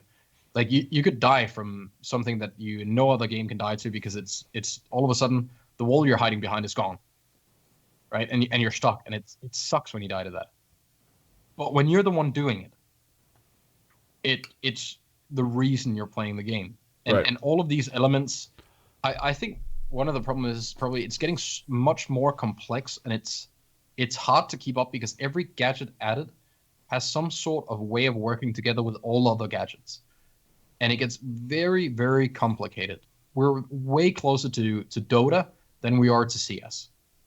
In terms of zoning, map control, all of these things, and how you can do it and retake with different things. You don't know going into the round what you're going to be against, where it's going to be placed, how the map's going to be reinforced, right? It's like a labyrinth where you can like you can just permanently block off certain walls, and you're going to have to retry this map over and over again, and you don't really know what's going on. And on top of that, I don't think we're very likely to speak up unless we're upset. So most of the feedback you're going to see, or at least the loud stuff, is going to be, this is not good enough, or this needs to change. It's very rare that you see anyone go, you know what, this is perfect. Or this is okay. I know I don't ever look at an operator and go, this one's fine. It's either a little too weak or a little too strong. I can't think of any operator that came out where I went and looked, yeah, nothing needs to change. So I think we also assume that we know what's best, which if you look at almost every game ever created, we never do, because half of the things implemented is to not frustrate us about the same things that we want in the game, right? Like stealth games add a grace period because people will get too upset if they get spotted instantly. But we want to play a stealth game where we can be super ninja. There are so many training wheels on when we play for things. You guys had the chat with them about the goo mines, right? Like why the indicators there was for you to actually be able to find them and pick them up again. Now it's been changed. That's a good improvement. I like it. But there's probably, that was kind of my argument with the whoop whoop device as well, right? Like if you don't know when the cooldown is on and all that, I think if we get what we want with operators, we're going to be disappointed. But that point about the Banshee that you just made there is actually a little microcosm of, how sometimes we need to be able to bounce ideas off friends or other people in the community, because sometimes you can have an idea that you think is total genius. And it's like that Dunning-Kruger thing, like you don't have the knowledge to know that that's a stupid idea. So you almost need a friend who's going to go, hang on, you haven't seen that? And that could potentially be a really frustrating flaw or mechanic in the game if it goes quiet and people aren't aware that it hasn't been destroyed, but it's just deactivated. So that's actually a really key thing, to be able to, like, you have an idea that you think is genius, or that you think an operator is overpowered for a certain reason, but sometimes you actually just need to talk to people. And they go, no, well, you haven't considered this or that. Yeah. Should we move on, or have you got something you want to add there? No, I'm good. You good? All right. Travis had loads of questions. Thanks for all these, Travis. He also wants to know how you're all doing. Are you doing okay? Yeah, I think we are. Yeah. Yeah. The world's on fire, but I'm all right. Yeah. All right. Let's move on. Joe says, should there be a solo queue only ranked mode? Yes. Yeah. And I would like that. And I'd like, it's very, very rare that I would ever get to do it, but I would like the idea of a 5v5, but there could be exceptional queue times, and then you could argue, well, just go and do a custom match if you've got 10 people to play. But that would be quite cool too, where you know that you're going to be facing against a team of 5 in communication. But the solo queue one would be brilliant for me. I think there should only be 5v5 for rank, but I know that will never happen. It'll be impossible to do. But the best experience in Siege is when you're 5 people and you're working together, no matter the rank you're playing at. I would rather play. I played today in a 5-stack, and I think I lost like 300 elo, but I enjoyed it so much more than winning 100 elo in solo queue. But some people are quite shy and they don't like talking, and they don't necessarily. I like the solo queue. I enjoy solo queuing as well. I don't like it more than 5-stacking, but I enjoy it. I don't enjoy solo queuing when the people on my team are solo queuing but don't want to solo queue. That's my problem. Every argument I ever hear is I always get bad teammates. Like, and it doesn't matter who, right? So there's like 900,000 people out there saying they all get bad teammates. I don't know where the good ones are, because even the ones mentioning that they get bad teammates must be someone else's bad teammate.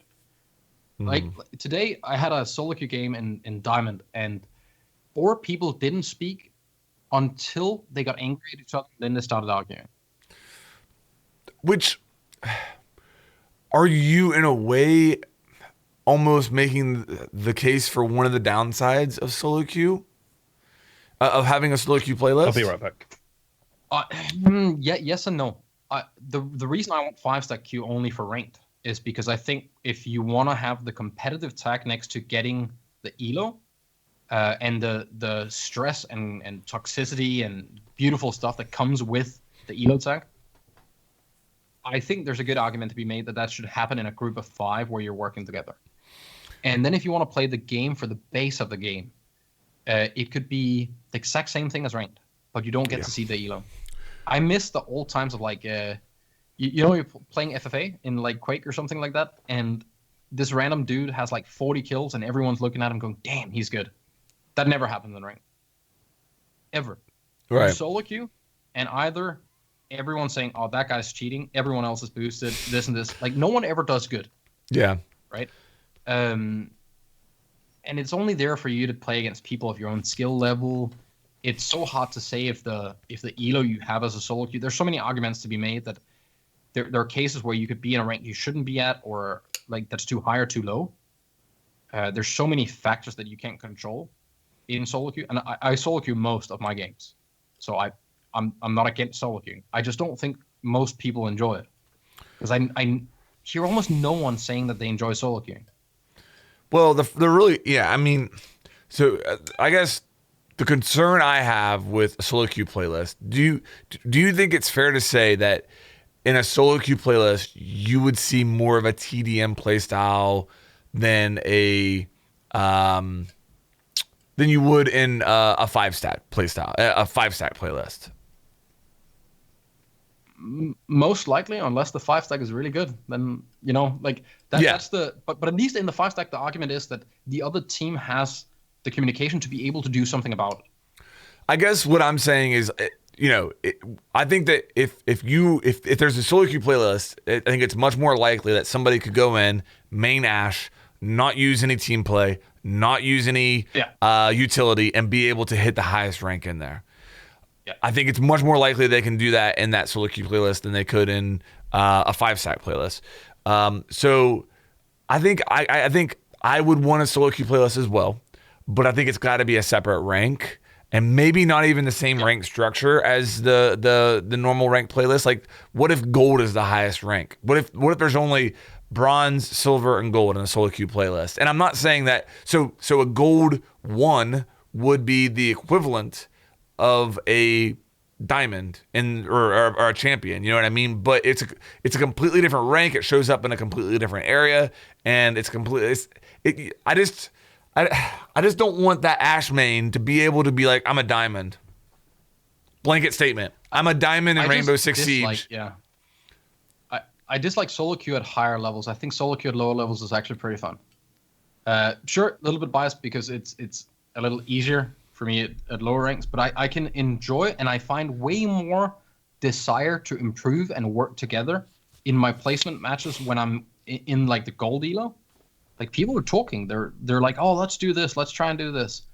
The second you get up to diamond, it's 50-50. Either you're getting people that know what they're doing and they are willing to work together, or maybe they aren't willing to work together, but at least they know how to do the thing that they're supposed to do. Or you get people fighting about if this thing is right or if that thing is right, because they've watched 2 different Pro League matches, and that is the only way you can play. Yeah. And that's tough. But when I solo queue, I prefer to play against the 5-stack, and I don't think a lot of people share that. But I would rather play against the 5-stack because it's easier to read them and figure out what they're going to do, and I have an idea of what's happening. My biggest problem with solo queue is playing against 5 other solo queuers, as 5 solo queuers, because it's a mess. Like, there's a good chance that your Thermite never makes it to the building, your Ash is the last one alive. It gets really weird. Yeah. Yeah, that's my iffy with that one. Bit more unpredictable as well. I hear what you're saying there. Yeah, I do think that people have the counterpoint though to that, and I think I do too, because it's your heart always sinks a little, right? You join a match, you are solo queuing, and then you hit tab just to have a quick look at the other team. And I don't have any third-party software, so I only literally see what's in game. Oh, tags. The tags or the same name thing going on, and I'm like, oh, bloody hell, you know what I mean? But then again, it's a kick if you do beat a 5-stack as solo queue, and you all share in that too. Everyone, you know, you and have an excuse when you lose. Well, yeah, you have the excuse, but I tell you what, you talk about the disharmony of solo queuing. If you actually beat a 5-stack with solo queuers, there is harmony. There is a lot of harmony because everyone shares. Play again. Yeah. And there, you know, honestly, and I'm sure Alex, well, he's leaving, but there is an art to manicuring. Is it manicuring? No, I don't think that's the right word. I don't know where this sentence is going. I know there's an art. There's an art to, oh my goodness, what is the word for it? There's an art to building up your group of solo. Whenever you solo queue, there is an art to building up the camaraderie amongst you and your other solo queuers that are in there with you. And it starts with, like, in the ban phase, just being like, hey, who do you guys think we should ban? Being really friendly. Right, and then after the first round, the last guy's alive. It doesn't matter if he choked it or not. You instantly say, good try, man, good try. Yeah, and it's like, for sure. Is that what, am I manicuring? What word am I missing out on? You can use manicuring, you can use managing, you could use influencing. Yeah, okay, so moderating. There's an art to that, and you learn that as a solo queuer. And sometimes, no matter what, you're gonna run into that, like, toxic person that it doesn't matter how many times you say good try, it doesn't matter what you do, they're gonna be toxic. But a lot of times, if you, like, start getting that ball rolling in a really positive direction, you can keep it rolling, and you get some good camaraderie going. For sure, and there's a lot of that in there. If you come out early and you and you are positive and you show positivity and talk to people in a kind way, you are often going to get that back. But just the other day, I was the last guy alive. There's like 3 people on it says like a 1v3. I died, and then I hadn't spoken to the other people. None of us had spoken, so we were all guilty of it. And then as I die, this guy that was probably one of the first people to die on my team is like screaming at me, not just like sarcastic jokingly. screaming at me, what on earth is going through your mind? Why are you looking in that direction? I literally have no idea why you're doing that. You're stupid. And I'm like, all I'm going to do now is go on, hit tab and mute you, mate. Yeah. It's done. We're done now. I'm not going to hear anything more that you say. Because a lot of the reason people solo queue as well is because they don't actually always, we have to accept they don't actually want all of that going on. It's really cool playing with other people. In fact, it's the best way to play Siege. But occasionally, I don't want a conversation going on in the background. I want to hear some footsteps. I want to hear things being placed on walls. And you don't always get that if you're playing with people. Actually, key point thing they should add right now is most other games have this where you can push a button and it insta mutes everyone. We need that in Siege. Like you press F10 and instantly everyone's muted. What, third-party software or in-game? No, in-game. Like a keybind to insta-mute everyone on your team. With right, yeah. Instantly. Situationally. And you can just click it. Yeah. So you can, like, let's say you're in a clutch and people are talking a little bit more than you think. You just click that. All audio and team audio is dead. And then you click it again when you're back. Done. You do that in Discord, don't you, when you're 5-stacked? That's where that idea's come from. No, not in Discord, because there I can actually ask people to not do it. So you never just... If they do it. No. You just never. Serendipitous... Okay. You don't just press... No, never. I'll mute myself every now and then. Like, if someone is in a clutch and there's 2 people on the cam calling, I'll just mute myself and then let the other guy call so he doesn't get 2 calls. I'll never deafen people, because if I'm playing with them, I know them well enough that if I ask them to be quiet, they're going to be quiet. Or otherwise, I probably won't play with them again, because that's kind of the reason that I'll like play with people in a stack and on Discord is so we can all work together in that, right, and get the better experience than if you're solo queued. But what if you're playing and you're playing with your best mate and he's just going on about his missus? I don't know, she pissed him off or something. If it's my best mate, I'd probably be able to talk to him about that outside of the game. After you finish the clutch. Yeah. Okay. Fair enough. I'll have 2 very different mindsets. If you're playing for the entertainment of just chit chatting, then I'm probably not going to be trying to win a ranked game, right? Then we don't care. But if the intention is to win, then focus on that for those 25 minutes. You can do it. So you don't surreptitiously mute your friends when you're in a really clutch moment. No. But I like the idea. I like the idea of that existing in game. Yeah, because I end up muting people for the rest of the round. That's the problem. And I probably want to hear what they have to say, but I don't want to have to go in and manually mute everyone. Yeah, on and off. Yeah, and if I mute a guy, I'm almost certainly not going to unmute. Yeah. While we're talking about this, what about the douchebag? Because Flank, when you left, Flank was talking about just creating a good atmosphere from the off. So you go in and you say, so who do you guys want to ban? That conversation. And then saying, oh, nice try, mate, on the first round when someone does something stupid, Yep. So where was I going? I was going to take this somewhere. Yeah. What about the guy that's like playing a song straight away? It's like, what's the point, mate? Or he's just... Depends on the song, though, doesn't it? Yeah, no, but you come in and he's just like screaming down or just make... What about the one that's making weird sounds? I've never met this person before and he's just going... It's like muted. I'm never going to hear you again. Why do that? That was good for about 1 second, and then I muted you, mate. I don't get it. I think if people are trying to too hard to be fun early on in the game, that's normally earning a mute real quick. But if the song's really good, I might give credit for that. And then if if he sounds like an actual person on the other end, then he's probably going to stay unmuted. I actually, on that note, with like cons. If you're solo queuing, probably one of the best things you can do is just, no matter how bad the play was from the other guy, just say nice try. Yeah. That's exactly what I said. That's exactly what I said. You're not going to be able to teach that guy to clutch that. First off, you probably would have lost it as well. Let's be fair. You're fucking dead anyway. Yeah. Right? Like,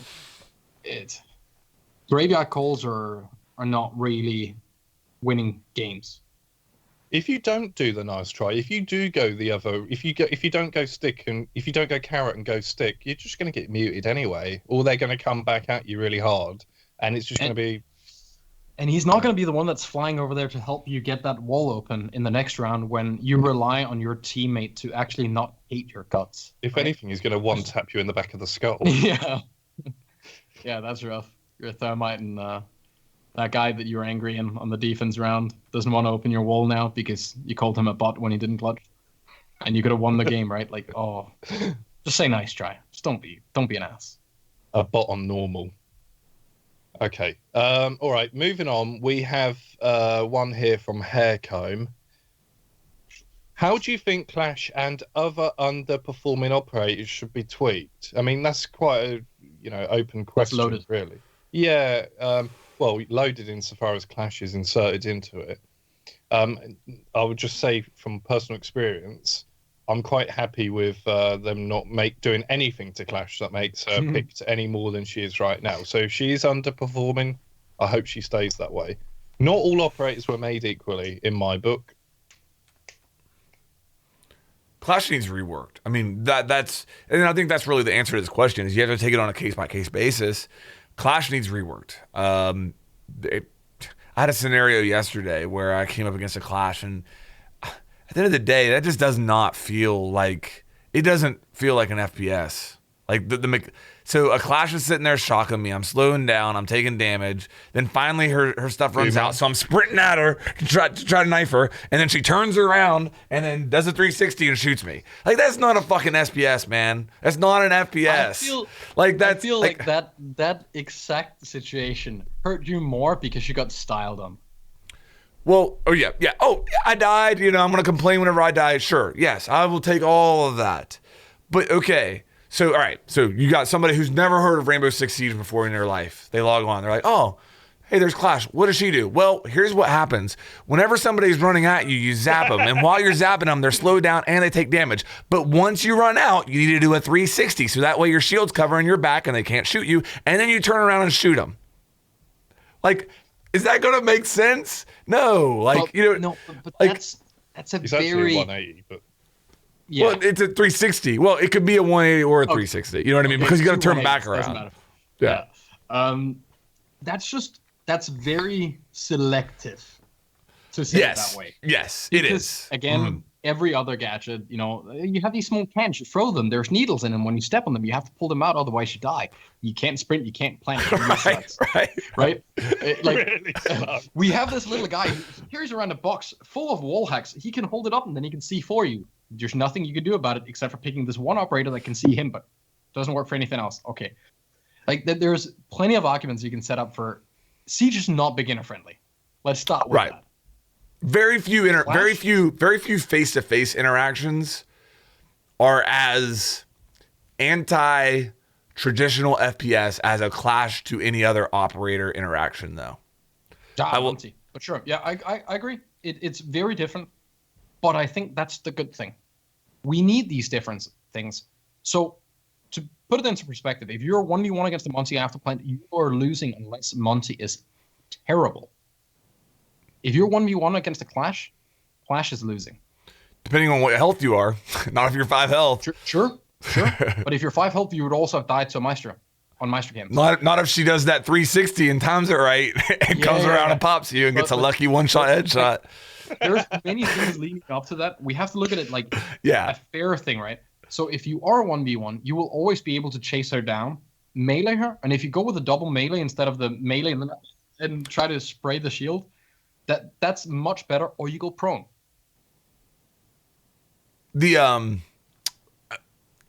My complaints with Clash to the side, addressing the question, what should be done with underperforming operators, if you throw Clash on that. So I think Clash is falling into the category of Tachanka right now from the dev's perspective. Clash is causing a lot of bugs. I'm hearing that there's a new one now. Clash is causing a lot of bugs with a very low impact on the game as far as pick rate. So if for no other reason, throw my frustrations out the window, I think Clash needs a rework just for that reason. They clearly cannot fix her completely, and she is causing them a ton of work for very little reward.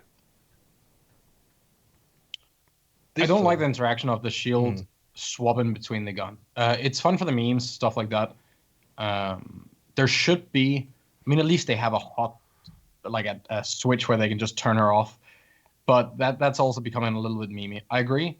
If the bugs can't be fixed, she should be changed to a form where this isn't as abusable as it is. I do like having operators that are extremely different and extremely out there and very, very special and nuanced, because we've seen Flash played in competitive, highest tier. Her being underperformant is most likely because half of the people that play her playing her because they can't aim, so therefore they're playing a wall. So she's gonna perform pretty poorly because she relies on other people. The same with Monty. Or you're playing people that are so good or winning so much that they don't care, right? So they're gonna play Clash to have fun and meme on or style on people. You very rarely get this guy who's just like, this is the strat. I'm gonna play it like this. We're gonna like everything's planned and it's a serious pick. It's not a defense mechanism to have the shield. It's not a I'm gonna trick shot people. You're much more likely to have those players on every other operator, right? The same way, like when you pick Chanka, you were either winning massively or you were playing against cheaters. Or you were memeing. Yeah. Yeah. But then memeing, then you're basically winning anyway, man. Like if you're having fun playing, then you're winning. So I think it's important we have that. If we remove those like fringe, weird outside operators completely, or if everything makes sense FPS wise, then it doesn't have the flair anymore. For the record, I really enjoy playing as Clash. I love having a defender in the game that can be in the action the entire round and kind of out of harm's way. Like I love that interaction. How she can just go to the front lines, okay? And she can just be there and see all this stuff going on and be face to face with the attackers. Like that's a really cool situation there. And I love playing that. I think that I agree with you to the sense, like, most of the times, at least in ranked, when you see a Clash is like a reaction to something, like they just Ash rushed, and then you're like, oh, I'm going to pull the Clash out. Well, she doesn't perform well because you're probably, you just lost that first round. So chances are maybe you're playing against a better team, and now you're going to bring a Clash out trying to react to that, and maybe it works, maybe it doesn't, but I firmly believe that if Clash stays in her state that she is in now, we will enter a Clash meta in this game at some point. It might not be in ranked, but there is just way too much potential there with Clash for some type of meta to not revolve around her on defense. I think we'll get there one of these days if she keeps her shield. So you don't way too easy to kill. Just quickly bringing this back to the question though, I suppose we're looking here at operators who are arguably underpicked, but is there a consensus that they definitely don't need buffed? Because are they underperforming or they're underpicked? Is it the player issue? Is it a gadget issue? It's way too difficult. Case by case, right? Are they fun? Like if they're underperforming but they're hilarious to play, then I don't see an issue. If they're underperforming but they're horrendous to play and never see any use, then they probably should get some sort of buff just so they're more in there, right? I think it's easier to say if things are overperforming, then something else needs a buff, or there might need an adjustment on that operator. But sometimes an operator will see more play because another one got buffed, right? Pulse doesn't see that much play right now, and he's insane. Yeah, situational too. I'm sort of conscious of time. I think we've got time to do one more question, but what I would like to say about that last question was I feel like that really could be the basis for a whole episode. You know, you could go through, we could list half a dozen operators before we go live and just think about those, and then talk about Fuse, talk about Glaz, and do a, Capcan, does he need changing? We could do our own tier list. Yeah, we could, for sure. In fact, let's do that. But I'm going to move it on to, I think this will probably be the last question today. And I thought it was an interesting one. It's from Daniel. He says, hey, Logic Bomb podcast. What are your thoughts on doubling the number of banned operators in ranked? Aside from the should this be done? How much could this impact the diversity of strategies we could see from the ranked and pro league? And then would it be wise to implement this change? So Am I wrong in thinking that this has been mentioned officially, that they're just waiting for, or that this could come in time when we have more operators? Have we heard that? Or is that something I'm just making I up? think when we had JB on, he said that maybe in the future, when there's more operators, maybe having more bans is going to be a thing. I don't think it's a set in stone intention or anything. Right. But I might be wrong. I mean, it would be a realistic thing, right? Like if we're at 50 on each side, then maybe we need more bans. Yeah. What are we at right now? What's the total? That's I think we're at 60 40, total? 44, something like that. What 40 total? Yeah, I think so. Are we? I think I so. have no idea. 40, There's a 40 lot. 46, 47, something like that. Or 48. I think, I don't know. We've got another hard breacher in the game, so you could potentially have Ace, Maverick, Thermite, and Hibana banned. And then on defense, you could have Wamai, Jaeger, Mute, and Bandit. Yeah, but everyone would have to agree for that to ever happen, right? Like, that's the thing for the crazy bans to happen. Because people talked about that when this ban system came in. Oh, what if Thermite and Hibana is getting banned? Well, if Thermite and Hibana is getting banned, that means that the attacking team decided to ban their only Heartbreacher. This was before Mav, right? Yeah. Yes and no, because yes, the attacking team has the last ban on attack. So if you start attack, you have the last attack ban. True, yeah. But the other team didn't necessarily know that the other team was going to go balls out like that. Like but that, like, assuming that they're trying to make it harder for that attacking team has to be so confident that they can do it without any Heartbreachers that it's kind of on the defending team to do it proper now, because they really got what they wanted, right? Like, the attacking team has no Heartbreacher. They wanted to remove one of them. Now they have none. What if instead of adding more bans, what if you could ban 2 attackers if you wanted to, or 2 defenders? There's no restrictions on what operators you could ban. And the veto idea, we've said that before as well, haven't we? So as far you as can't like ban. protect. Yeah, so protect. You cannot touch X operator, Malusi or Ace ban, protect, ban. I like that actually, because you could say you will not ban Clash, and it's like the other team's like, oh my god, what's coming? Yeah, and that like then you can go like 40 chests and you can protect things that you aren't even gonna run to force another ban. It's like the 7th pick. Yeah, I don't know. It's super difficult. I've always kind of wanted to try and see what would happen if you were forced to pick operators on the first round and keep them. Ooh. I know that's insane, and I think most people are gonna hate it. I just want to know what it would look like. Yeah. If you had to choose a setup and a role, and you're doing that for that whole map, it's very different. It's insane. You're not gonna have to react, but now you're gonna have to build setups that will work for everything. And you won't have these issues with people going full trap one round and whatever might upset people. Otherwise, they know that the site is a certain place, so they go all the toxic operators that are strong for that. You'd be a little bit more committed in your decision actually being better. Maybe that will have to be for a 5Q only or something. I'm fine with there being more bans to answer the question directly, but I think there has to be more operators. I think we might be close to where you could justify more bans right now in Pro League, not in Ranked. I think, again, I'm not saying that we're necessarily there right now, but I think we're close.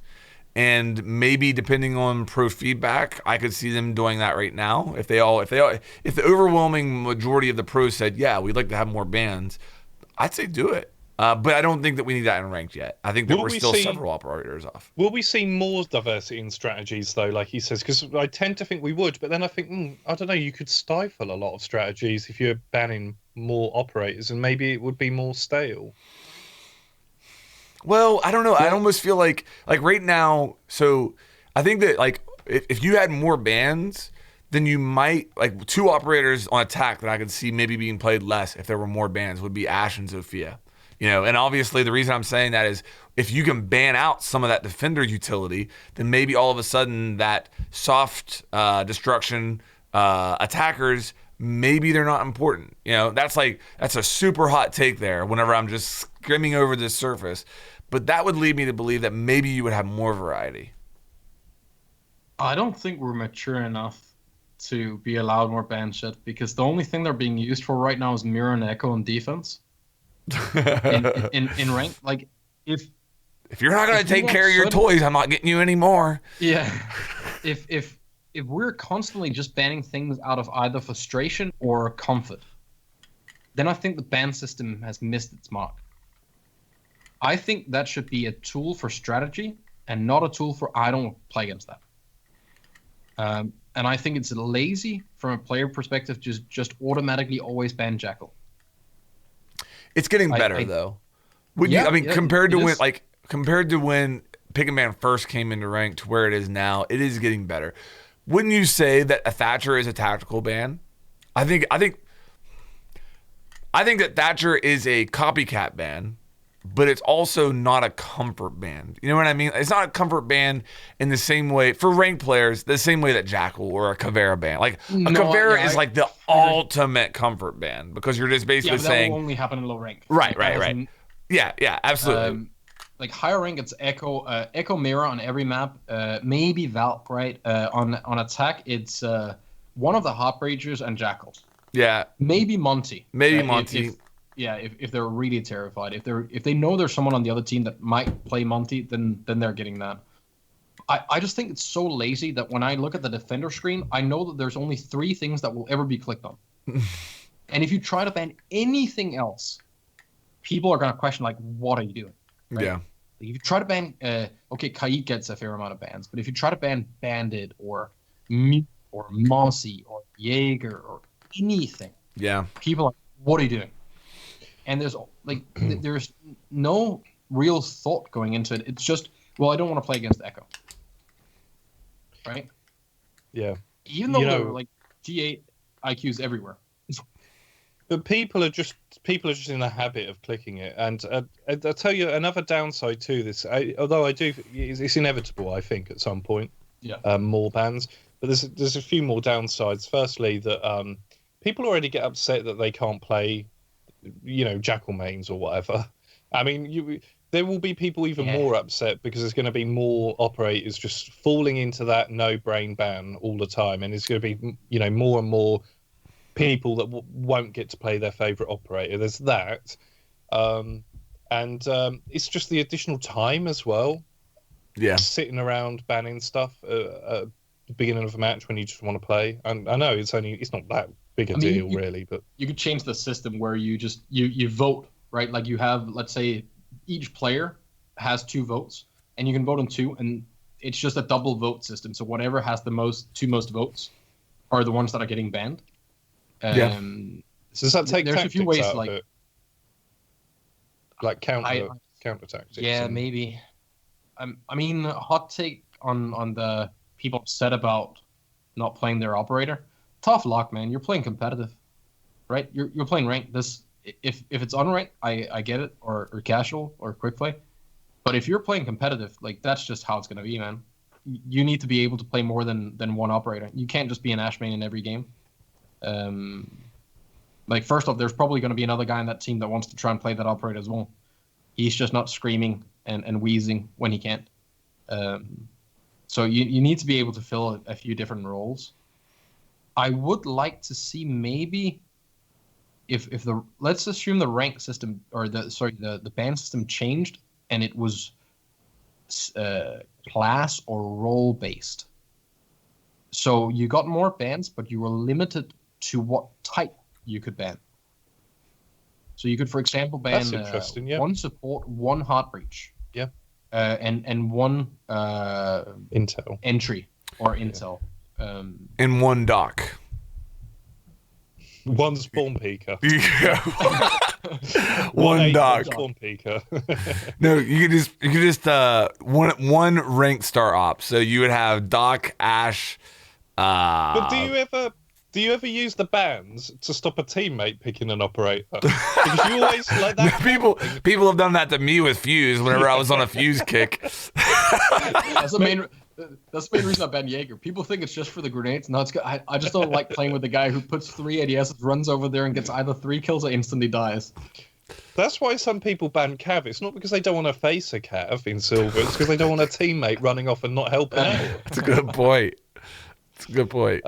Also, interrogations throw up more games than they win. It's true. Dude, honestly, like, the amount of times that I've gone for the interrogation when I really shouldn't have. Yeah. Not even that. When it goes through, what happens? Everyone's like, "Oh, kill, kill, kill, kill, kill." It's like those seagulls in that cartoon movie. Like everyone's just they can't think anymore. It's just I gotta go get that one over there. Yeah, lemons. All right. Well, is that about it, fellas? You want to wrap it up there? Yeah, I'm good. Yep. Okay. Thanks to everybody who submitted questions. If you submitted a question and you didn't hear it, there's a chance that on the next time we do one of these, we'll save some of these questions and go over them there. So, appreciate everybody who submitted. We saw all of them. Pete did a great job of putting together and organizing these questions, put a lot of work into that. So appreciate you doing that, Pete. But we certainly, even if we didn't read your question on air, we read it and, we gave it thought. So seriously, appreciate it from all you guys. We really appreciate the support. 20 episodes. It's amazing. Awesome. It's been really fun. And we're going to keep it going. So anything else you guys want to say there? Tell a friend about the podcast, please. We're growing really 20 well. more. Yeah. Yeah. Yes. All right, guys. Thank you so much. And we will see you guys next week. Cheers.